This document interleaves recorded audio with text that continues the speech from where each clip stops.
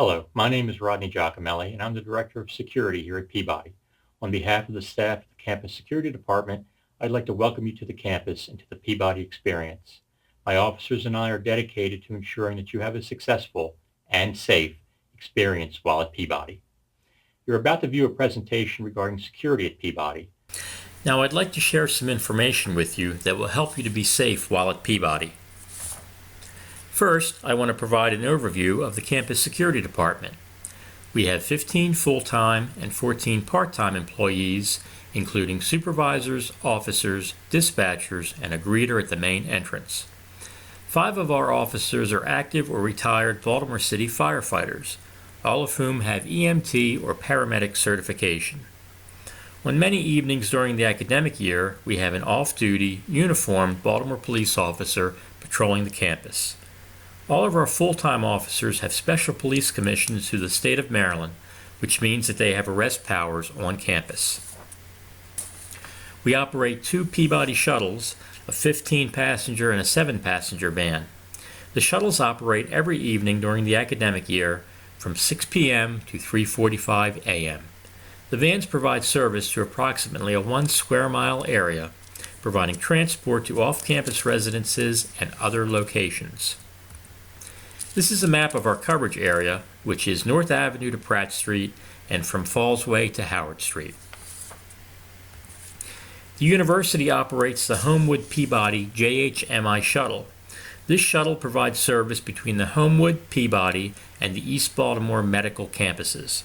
You can find the schedule on the University Transportation webpage. The city also provides a free bus service called the Charm City Circulator. Peabody lies along the Purple Route, which runs from the Homewood area to the Inner Harbor. The Purple Route also links to other circulator routes, which provide access to most of downtown and the Inner Harbor. Please see the circulator website for the most updated route information. Peabody is a very secure campus. We have only one public entrance, and that is staffed by one of my employees. All other entrances are on our access control system, which requires either an ID card or dispatcher action to gain access. There is an intercom for visitors and vendors. You can also use the intercom if you should forget your ID card. Any lost or stolen ID card should be promptly reported to campus security. Please do not loan your ID card to someone else. Please do not allow others to tailgate or piggyback through the access control points. Refer them to the main entrance or to one of the intercoms.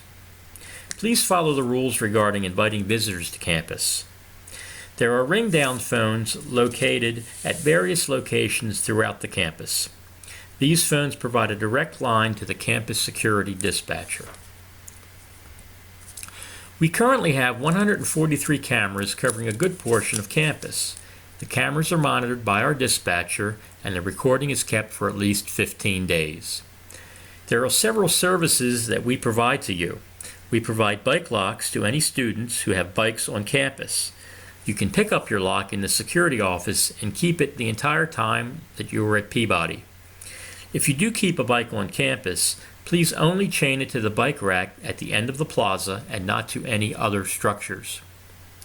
We can engrave identity information on any property that you have, and we operate the campus lost and found. Most of you will be coming to the security office on a regular basis to pick up keys to classrooms and studios. While we have been switching over to card readers on many rooms, we still have many doors that require keys. The department complies with federal statutes, such as the Jean Cleary Disclosure of Campus Security Policy and Campus Crime Statistics Act, also known as the Cleary Act, and with Title IX. These statutes deal primarily with how we document and report crimes that occur in the area of campus. We take reports for any crimes that are reported to us. We maintain a crime and fire log that records all crimes and fires reported to security. This log is kept in our security office, and anyone is able to view it. We also have a copy covering the last 60 days on our website. The university publishes an annual report that lists all crimes and also describes security policies. We publish timely warning notices that publicize any crime issues in the area. These notices are sent to your email and are also posted around campus. In the event of an emergency, we will send out an emergency alert. These alerts go out via text messages and email and are also posted on the information displays around campus. In order to receive the text alerts, you must sign up for them. Log in to the MyJHU homepage. Select the My Profile icon. 5 other icons will be displayed. Open the Emergency Alerts icon. Enter your cell phone number and cell carrier. Select both the Peabody Institute and Homewood campuses. You can also select other campuses if you will be visiting them. Accept the terms and conditions and save your changes. If you take away nothing else from this presentation, please sign up for the alerts, as it is the quickest way that we can communicate with you in an emergency. The university provides free security software for your laptops and phones. The software works on Windows or Apple computers and on Apple or Android phones. The software can be used to lock stolen items, cause the items to send audible alerts, and track the items. Go to frontdoorssoftware.com/JHU and use your university email address to register. The university maintains an international travel registry. You are required to register your contact information and travel itinerary whenever traveling as part of your studies. The registry allows the university to contact and support you in cases of natural disaster, political unrest, or other emergencies. Registration also gives you free access to International SOS, which provides 24/7 resources for medical, security, and logistical questions. Let's talk about how to stay safe if there should be a fire in the residence halls. Fire safety actually starts before a fire. Take note of the nearest fire alarm and stairs. If you envision your escape route ahead of time, it will be easier to respond during an emergency. If you hear a fire alarm, please assume that there is a fire and act accordingly. If you are in your room, feel the door to see if it is hot. If it is, don't go out. Wet a towel and place it under the door to block smoke, and then phone for help, giving your room number, being sure to indicate if you are in the east or west tower. Security will advise the fire department of your location. If the door is not hot, exit your room, closing the door behind you, and leave the building immediately. Always use the stairs, never the elevators. Do not prop open the stairwell doors. Go to Joe Bird Hall in the arcade and remain there unless you are directed to another location. An RA will account for you at that location. Please do not linger in the plaza area, as emergency personnel will need access to the area to perform their duties. For fire emergencies, remember the acronym RACE. R, remove yourself from contact with smoke and fire. A, alarm, pull the nearest fire alarm. C, call security at 667-208-6608 from a safe location. And E, evacuate the building. Let's now discuss staying safe from crime. Crime is the result of the desire to commit the crime, the ability or knowledge to commit the crime, and the opportunity to commit the crime.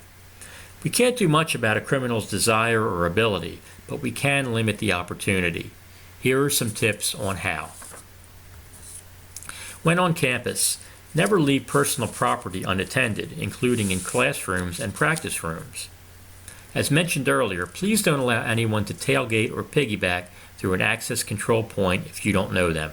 Refer them to the public entrance or one of the intercoms at an access control point. Report any suspicious persons on campus to campus security. When considering if someone is suspicious, focus on activity, not appearance. Here are some examples. Someone looking into multiple practice rooms might be looking for property to steal. Or you may see someone on the floor of your dorm whom you don't recognize. In these situations, give us a call and we can determine whether they are supposed to be on campus. Lock your door when leaving your room, and lock it again when you return. Please obey the instructions of all campus security officers. In the event of an emergency on campus, you will be instructed on any procedures that you should follow, such as remaining in a classroom or leaving an area. When you're out and about, be alert to your surroundings at all times. It's best to walk with friends or acquaintances, but if walking alone, walk with confidence. Don't walk with your head down. Look people in the eye as you pass them. If you are approached by a panhandler, it is your choice whether you give them any money. If you decline, do so politely but definitively. If the panhandler continues to follow or pester you, step into a store or use your cell phone to call the police. Try not to talk or use your cell phone or tablet while walking. If you must do so, stop and back into a doorway or against a building.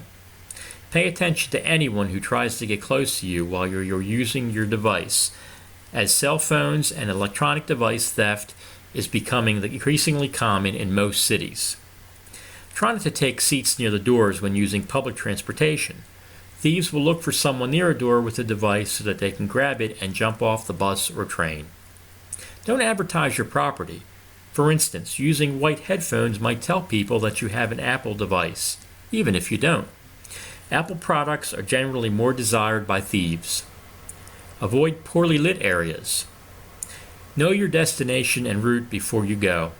If you're unsure of your destination, take a cab, Uber, or Lyft.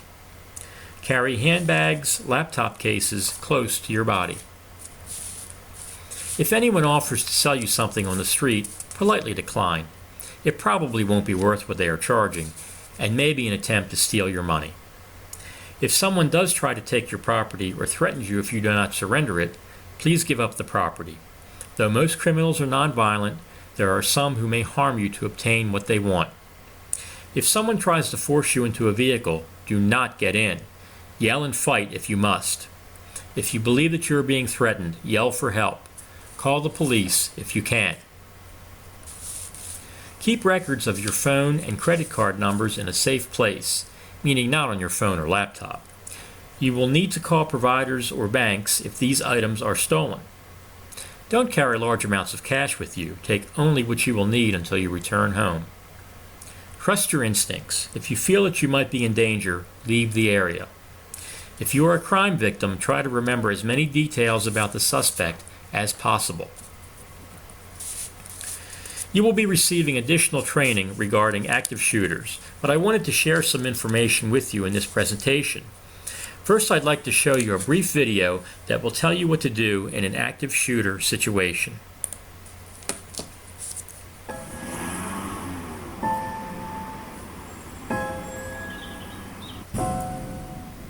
It may feel like just another day at the office, but occasionally, life feels more like an action movie than reality. The authorities are working hard to protect you and to protect our public spaces.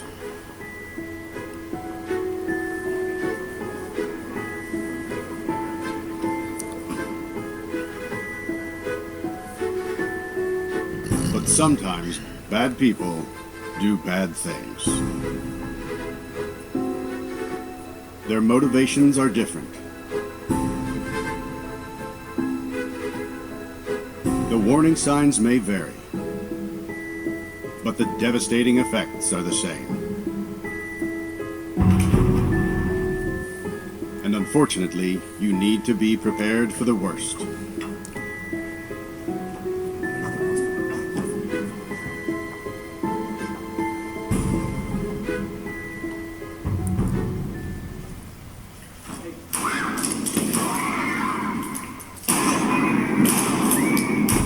If you were ever to find yourself in the middle of an active shooter event, your survival may depend on whether or not you have a plan. The plan doesn't have to be complicated. There are 3 things you could do that make a difference. Run, hide, fight. First and foremost, if you can get out, do. Always try and escape or evacuate, even when others insist on staying.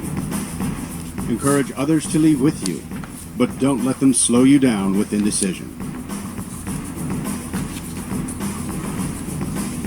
Remember what's important, you, not your stuff. Leave your belongings behind and try to find a way to get out safely. trying to get yourself out of harm's way needs to be your number one priority. Once you're out of the line of fire, try to prevent others from walking into the danger zone and call 911.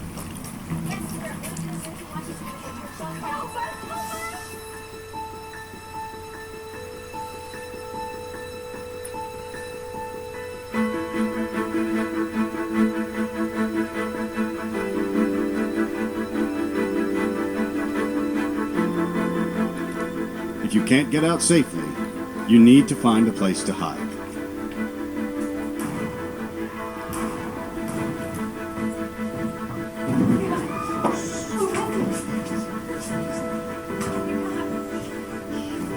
Act quickly and quietly.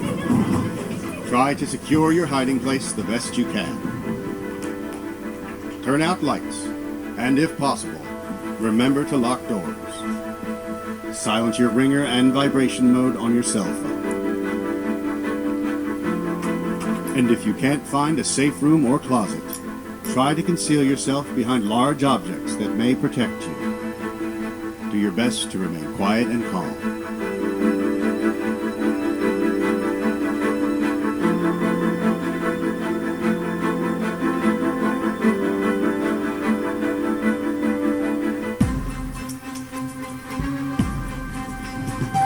As a last resort, if your life is at risk, whether you are alone or working together as a group, fight. Act with aggression. Improvise weapons. Disarm him. And commit to taking the shooter down, no matter what.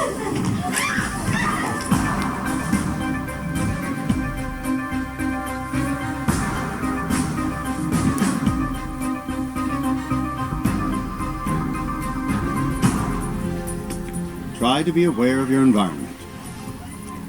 Always have an exit plan. Know that in an incident like this, victims are generally chosen randomly. The event is unpredictable and may evolve quickly.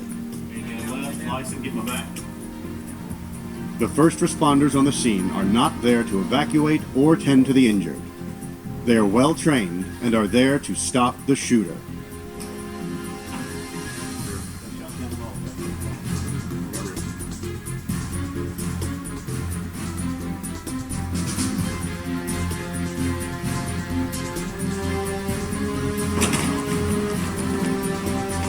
Your actions can make a difference for your safety and survival. Be aware and be prepared. And if you find yourself facing an active shooter, there are 3 key things you need to remember to survive. Run, hide, fight.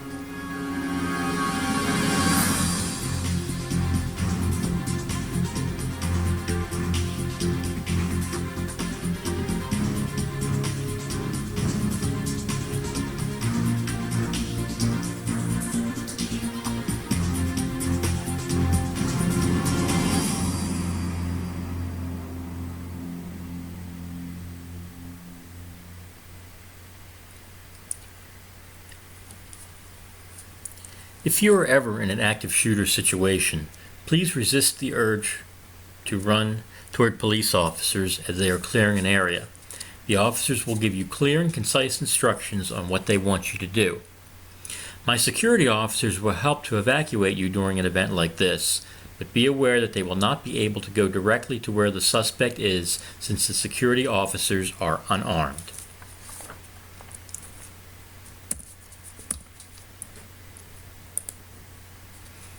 Something else to remember about active shooter incidents. Almost all such incidents are over within 15 minutes, with the median time being 12.5 minutes. This means that if you can keep yourself safe for 15 minutes by following the run, hide, fight instructions, you will almost certainly come through unharmed. While at Peabody, you may be focused on the 1 square block of the campus. But remember that Peabody is in the middle of an interesting and welcoming city.